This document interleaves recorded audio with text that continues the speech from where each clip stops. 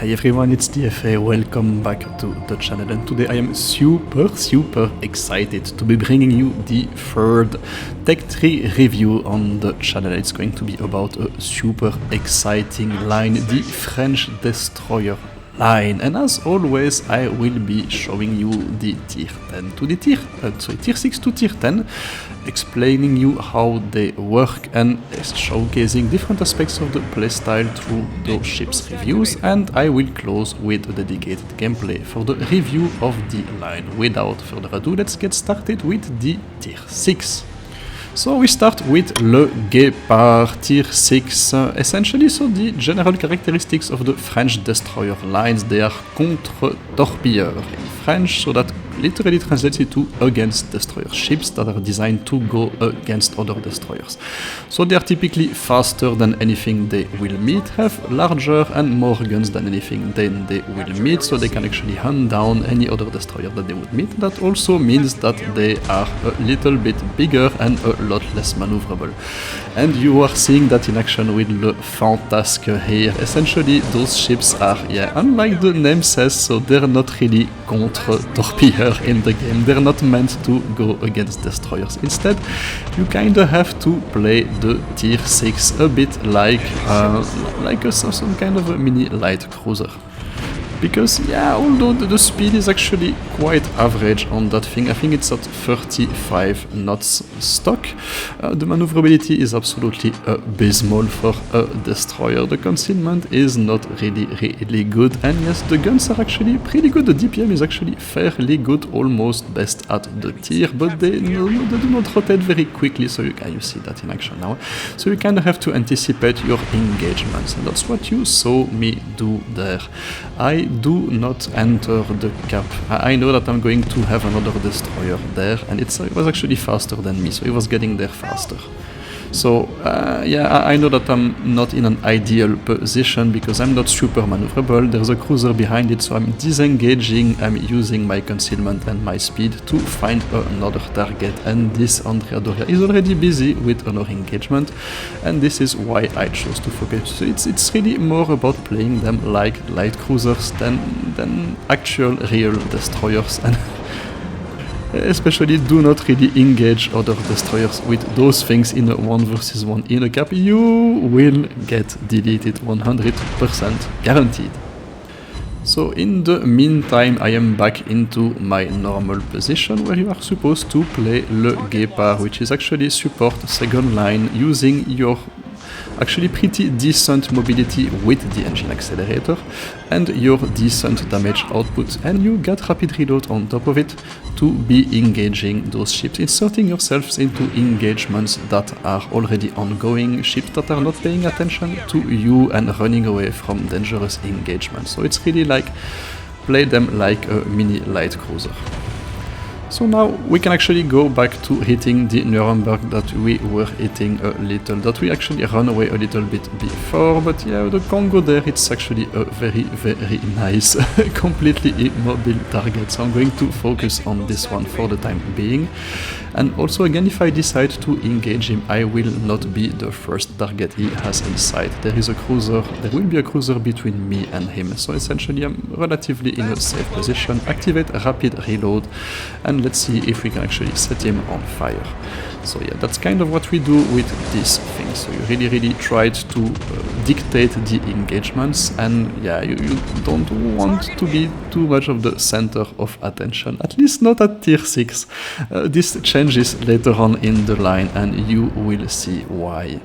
So in the meantime, I'm continuing to play those things like little light cruisers. I'm just going from, I'm probably going to leave the situation at the back of the map, because one battleship against one cruiser, it's not going to go very well. Instead, I do have a more favorable solution at sea, where the enemy team, it's like 2 ships versus 2, we do have the cap, and they're certainly not paying attention to me. They're probably focusing on what they have in front of us, and one of their ships is almost finished dead. So yeah, that's that New York, so I'm in a very good position to be engaging these.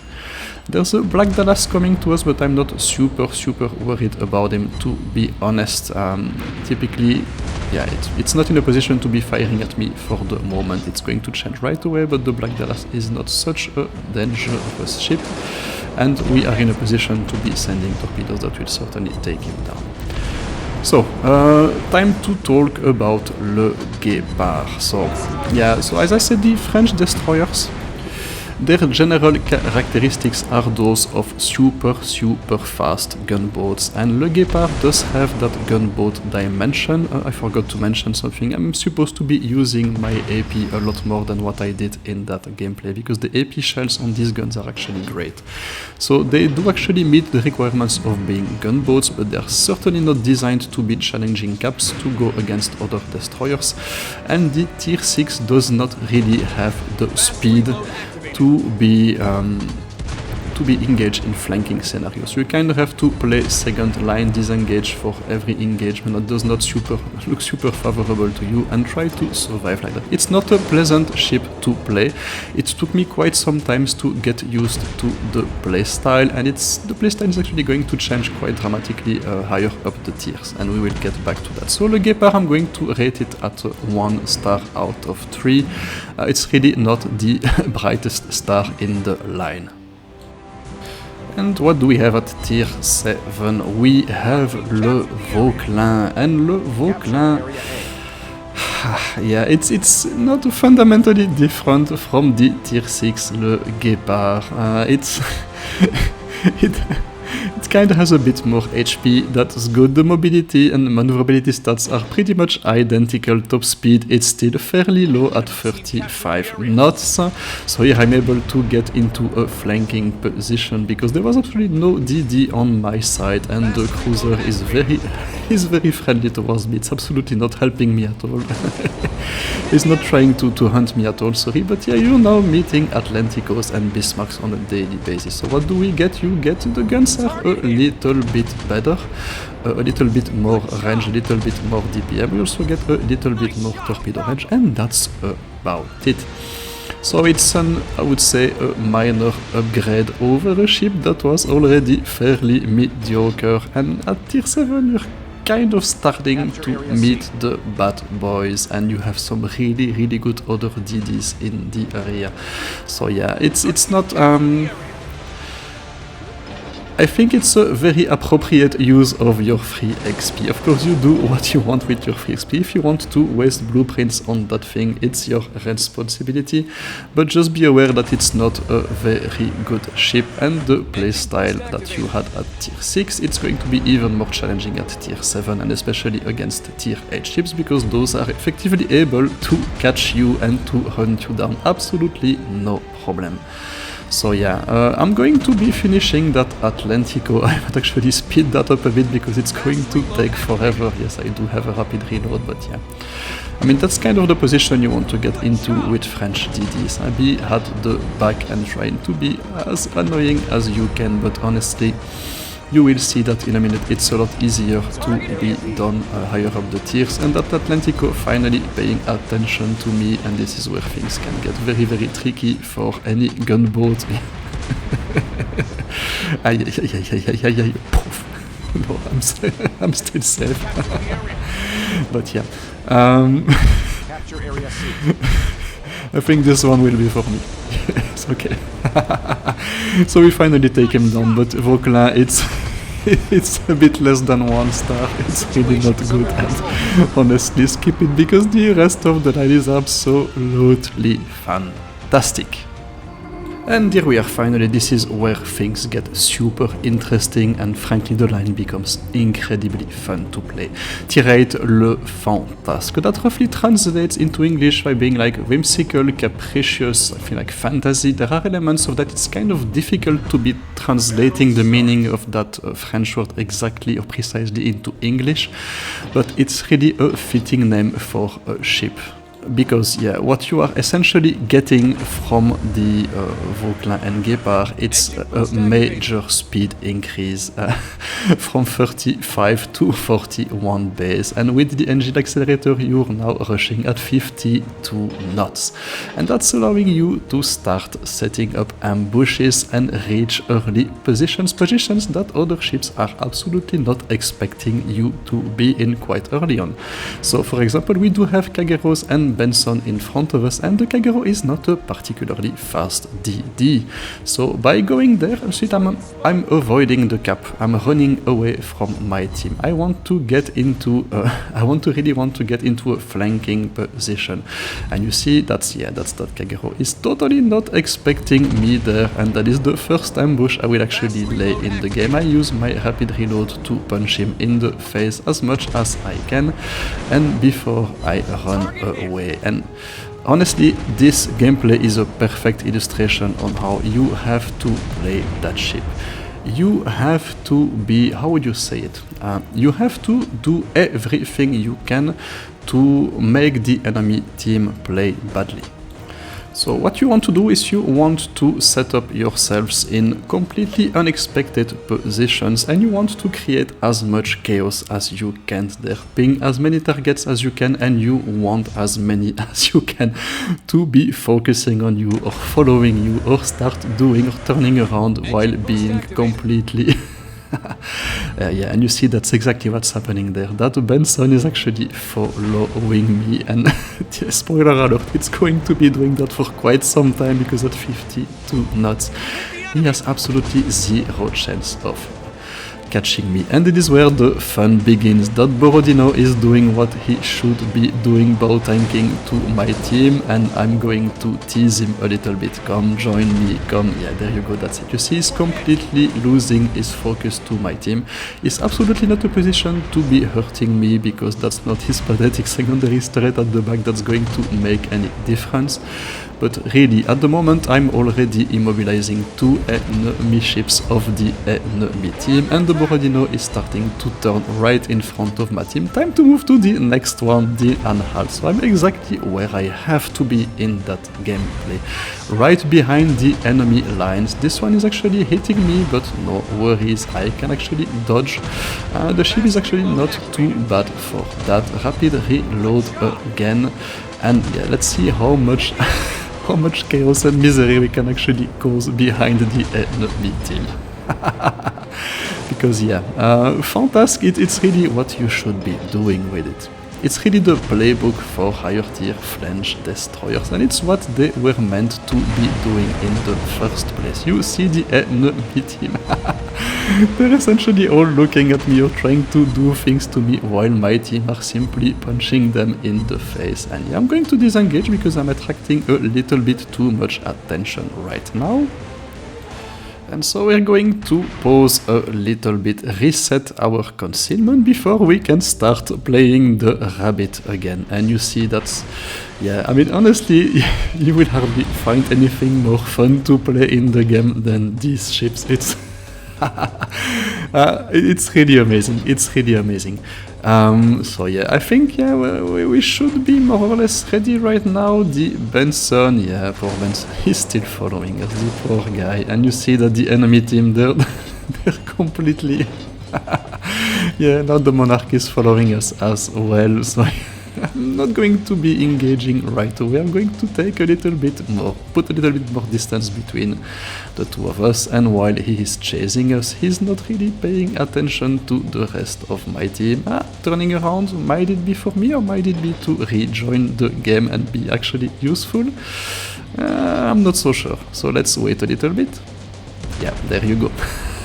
He's not looking at me, so we can start being a dick again. So yeah, Fantasque, it's the absolutely the most fitting name you could find on the ship and for that playstyle. And in the meantime, flanking Hipper has finally joined me, so now it's yeah. He's going to be attracting a bit more attention than I am, and that's actually good because that monarch was firing HE the whole time, and that's probably the last thing you want to take HE salvo from a monarch with that ship, because you're not going to survive very far. So the Prince Eugen does absolutely a stupid thing there, but yeah, whatever. And in the meantime, we still have 3 enemy ships that are trying to follow us. That Bismarck has joined the crowd. The Benston is still trying to hurt us, and the Monarch is also following us.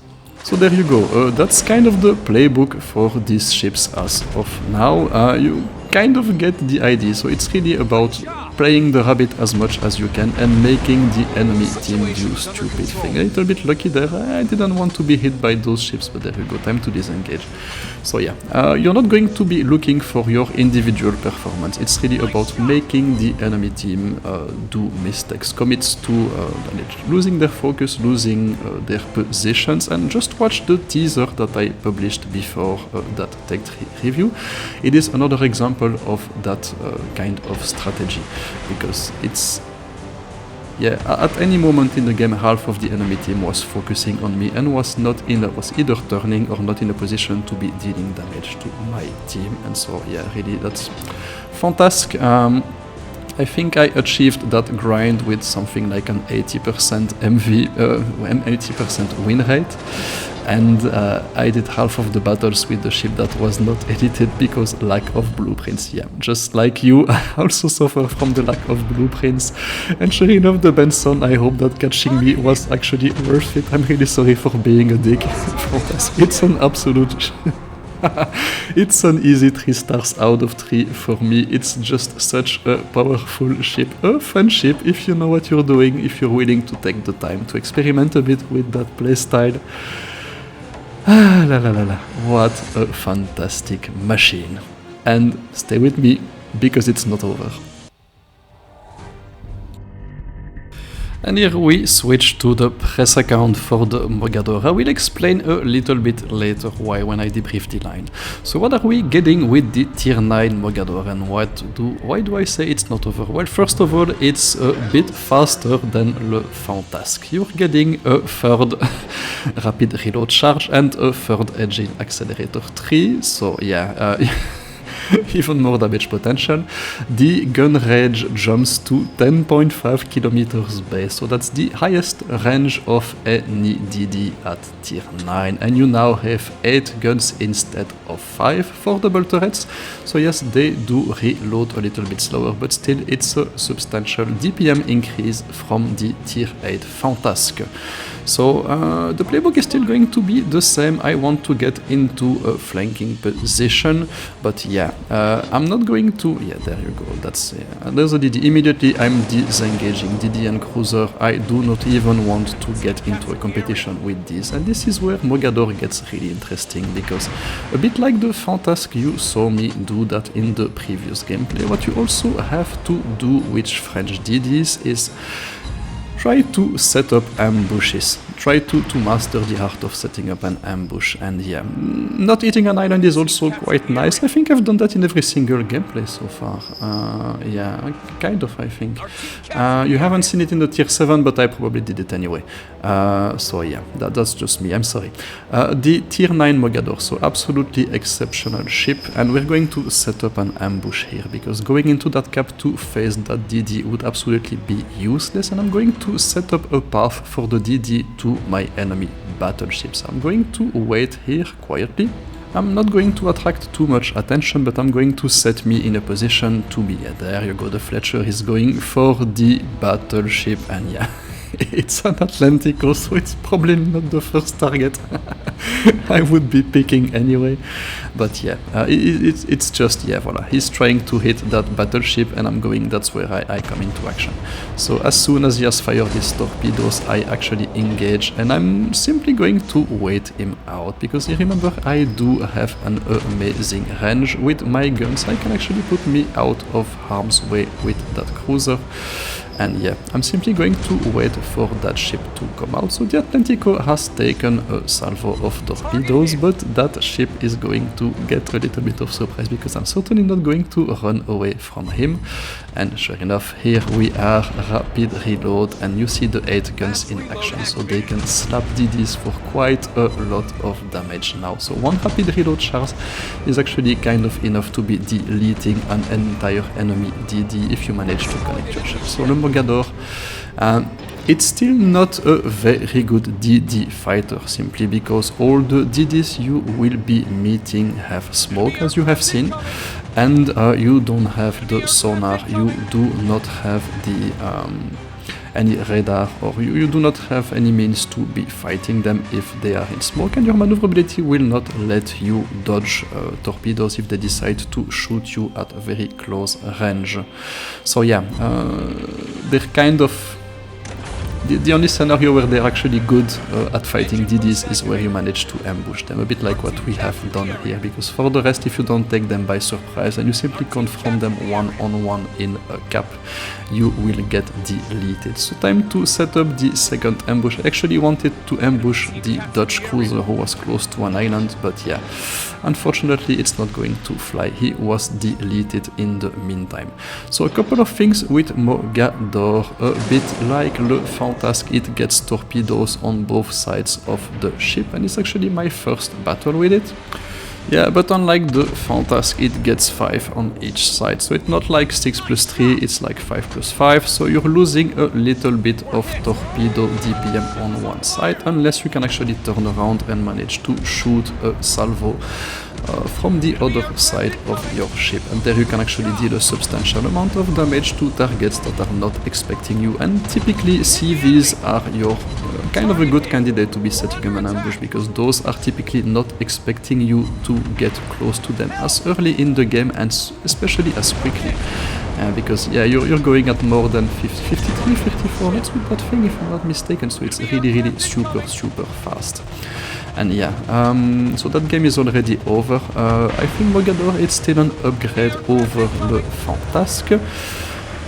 It's an absolutely brilliant machine. I really love it a lot, but there are a couple of things that you need to be aware of when you are playing French DDs, and we have kind of a pause in the game, so we can talk about that. So yes, they are absolutely ideal flankers, they are ideal to be setting up ambushes, they're just like any French ship by the way, but the French destroyer line, much more than the cruisers and the battleship, it's really all about putting that ambush and flanking philosophy into action, and they're really absolutely amazing for that. Yeah, but how would you say it? You kind of also have to, it's not a very free-to-play friendly line. I've been playing them with Vanilla Commander up until the tier 8, and I think I only purchased the historical camo for the tier 8 Le Fantasque. I played tier 6 and tier 7 with regular, without any camo by the way, so it's kind of difficult to being using your torpedoes in a very discreet way, and you're kind of going to get spotted. So it's kind of the same with Mogador. I'm playing it here with Obuano and with the legendary camo, using it, that's 53 knots top speed, using the Press 50, so it's really the maxed out Mogador that you are seeing here, and it's absolutely brilliant. But just be aware that if you are not willing to commit the amount of resource, and you do not have the commanders that are designed to go with the line, the performance will be a little bit less, and you will lose certain capabilities. So yeah, I'm doing what a Mogador or a French DD should be doing, and you see that engaging at range, absolutely not a problem with that thing. Rapid reload, absolutely amazing on those ships. And yeah, Mogador for me, it is another 3-star out of 3, an absolutely fantastic machine. I highly recommend it. So much fun with that thing. It was actually kind of difficult to pick the footage to show you, and I decided to show you this one to illustrate how you can actually deal with destroyers and set up ambushes. Let's move on to the tier 10. And here we have the final ship on the line, the Tier 10 Kléber. So far it has been going up and up and up in terms of fun and capabilities, but yeah, I'm afraid that I do have bad news for you, because le Kléber, so I'm still using the press account, it's still a completely maxed out Kléber with the historical camo with Obuano level 12. And what are you getting with le Kléber? So you're getting again, so a little bit more speed, marginal, but still a little bit better than Mogador, a little bit better gun performance and DPM. You get 6 torpedoes on each side, so a little bit more torpedo performance. So yeah, so far so good, but it does have one fatal flaw, and you're going to see it in action right now. Open your eyes, because it's going to take place anytime soon. 55 knots, I'm in my usual flanking positions, and look at what happens now. I get detected, and I have no idea who actually spotted me. So the surface detection goes up by a full 400 meters, from 7.2 to 7.6 kilometers, I think, between Mogador and Kléber. But the torpedo range does not, and so what that concretely means is you have the worst concealment of every single DD at Tier 10. That's number one. You have that in a DD that is totally not equipped to be surviving DD's engagements at Tier 10, because again, no smoke, no radar, no sonar, no maneuverability. Amazing guns indeed, but yeah. For example, 1 versus 1 against that Jutland, or I think we have Fletcher overgearing on the enemy team. Yeah, it's kind of going to be complicated. And it's also in a Tier 10 matchmaking, very typical matchmaking. We have 3 DDs on the enemy team and 2 cruisers, which are really dedicated to be hunting us. So Sejong and Smolensk, and yeah, it's incredibly tricky to play le Kléber, because you are going to get detected by other DDs, and there will be plenty of other DDs to bully you at Tier 10. And yeah, I mean, you see the guns are still working beautifully. I'm going to engage that Sejong and that Smolensk. I'm going to give them a run for their money, and they're actually focusing me right now. So I'm doing what I should be doing. I'm trying to attract as much attention as I can from the enemy team. But the situation is a lot less comfortable than at Tier 8 and at Tier 9, to be honest, and I do have a lot less capabilities to be handling those situations. So I disengaged. I do have the speed for that, and I'm going to re-engage again, and in the process I will hope that no DD at the ID to follow me, because if they decide to closing on me, there is not a lot I can do, unfortunately. So yeah, you're kind of meeting danger all the time with that thing, and you really have to be incredibly careful in how you choose to engage in certain situations, because here I'm actually the one being useless. I'm not attracting any attention. I don't know what I should do, because I cannot really engage that Smolensk. He's hiding in smoke. I have no option there. I guess that could be firing at that battleship, but if the Smolensk decides to turn his attention to me, there's not a lot I can do here, to be honest. So it's very, very tricky to play. I'm going to shoot torpedoes in its general direction, and yeah, I get detected again. Oh, for fuck's sake, I probably got a little bit too close to that smoke screen, and yeah, that's it. It's really a problem. It's really a major issue with le Kléber. That will happen all the time. Luckily, that guy is not paying attention to me, and the Jutland decided to run away, and I can use my guns to punish that Smolensk. But really, yeah, it's not really my preferred engagement scenario, a 1-on-1 versus such a dangerous ship. And yeah, I'm going to, let's see if I can use the torpedoes on the other side of le Kléber, because yeah, and I have to run away from that. And at least I'm doing what I should be doing. I'm catching the attention of now 2 enemy ships, so, and they're actually leaving the cap. That Smolensk, sorry, it's going to go down. I see if I can finish him. Yeah, but my rapid reload is nowhere near reloading, and that's with Obuano, so it's really the superior performance of rapid reload. But yeah, I'm in a tricky situation, but I guess I should be fine. If I keep moving left and right and dodge a little bit, then yeah, I guess I'm good. Okay, good. And now we can actually turn our attention to that Minnesota, who in the meantime decided to run away. So yeah, I'm a lot less influential in that thing than I was in the Fantasque at tier 8 or the Mogador at tier 9.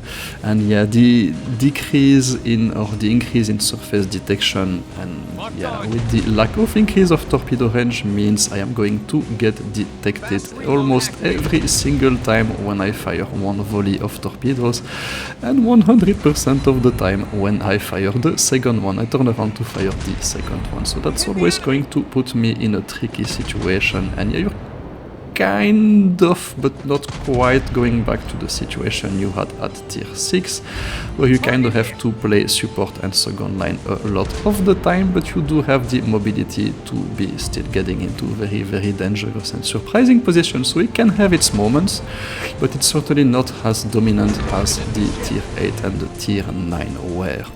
Also, a major difference with the tier 8 and the tier 9 is the premium at tier 8 is an absolute piece of crap, and there is no premium French destroyer at tier 9, but here we do have Le Marceau, and Le Marceau, I'm sorry to say, but it is just so much better than Kléber. Yeah, they're not even in the same league. So I'm going to give 2 stars to Kléber, because it does have its moment, and there are still scenarios where you can do really well with it. But in most of the games, you're kind of facing a very, very difficult competition and very difficult situations. And again, yeah, quite a lot of DDs, and that's not really the ships you're meant to be dealing with, to be honest. So yeah, let's conclude the French line. So, after the relative disappointment of Le Kléber, how are we going to rate the French destroyer line? And we're back with Le Fantasque on this one and my personal account. And the, yeah, I mean, it's, if you look at the French ships, they're all kind of designed with that hit and run, ambush, tricky kind of mentality. They're not meant for direct confrontation, and indeed I think the destroyers, it's probably the best line in the whole French tech trees that are really, really how would you say it, embodying that play style. And you see me doing that right at the beginning of that game. I put myself in a position where that Shivanto is not expecting me, number one, but what I absolutely want to do is I want to attract his attention and make him turn right in front of my team, because I do have cruisers and 3 battleships right there. And I want to keep him moving in a way that is actually become predictable, and my team is actually able to punch him in the face. And that's exactly what they are doing right now. So you're kind of focusing yourself on making the enemy team play bad and doing really as much as you can to create chaos and confusion. It's an incredibly fun and rewarding play style. But there are a couple of things that I have to mention, and let's bring up the ratings for that. So number 1, the line is fairly competitive. I did stop the grind at the tier 9 Mogador. I played the Kléber with my press account, and I do have the Marceau on my account, so yeah, I'm good. I do have a friendship at every tier. But honestly, so tier 8 and tier 9 are absolutely amazing, tier 6 and 7 not very good, and the tier 10 is kind of a mixed bag, so average competitiveness. But if there was a rating for fun in the game, it would be 4 stars out of 3, because I don't remember having as much fun with the line as I had with Fantasque and Mogador, to be honest. That was an absolute blast for me. They are absolutely not beginner friendly, you guessed it. You have to kind of maintain a constant map awareness with these things, kind of have to judge the amount of risk that you are making with every play, because you can get in trouble fairly quickly with such a speed, and your maneuverability will not really let you escape certain situations. So yeah, they're a bit tricky to play, and it's also not, how would you say it? It's also not a very free-to-play friendly line. There's a reason why I decided to show you Mogador and Kléber with my press account and a fully maxed au bois. No, I would say I bought the historical camo on the Fantasque because I really wanted to have more margin to use my torpedoes. If you don't do it, you will almost always get detected when firing torpedoes. There's actually a fairly big difference between using resources or not on that line, and the legendary French commanders, either Auboineau or Jaujard, are super good for these ships. So it also makes a pretty big difference playing the line with or without these. So if you already have Auboineau, then sure enough, go ahead, enjoy yourselves. You will have fun with the French line. But if you don't and you're going to use a vanilla commander and not purchase any historical camo, maybe this is not the right line for you, to be honest. Yes, so there you go, that kind of concludes my review of the French destroyer line, and I hope you've enjoyed it on a couple of interesting things. I hope you had as much fun watching it as I had fun playing these things, and I hope I was able to convey my passion for these boats. In the meantime, so I will see you for the next Text 3 review. In the meantime, stay safe, take care. That was DFA signing out. Bye bye!